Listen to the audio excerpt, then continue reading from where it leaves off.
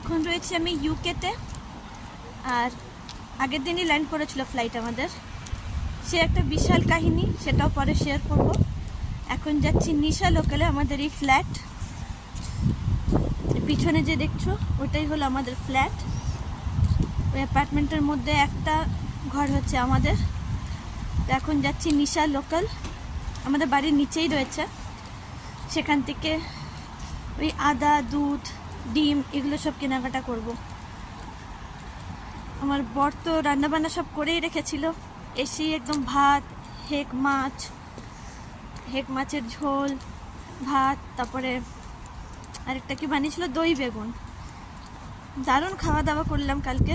আর রাতের খাবারটাই স্কিপ করে গেছি, কারণ রাত 8টাতে ঘুমিয়ে পড়েছিলাম।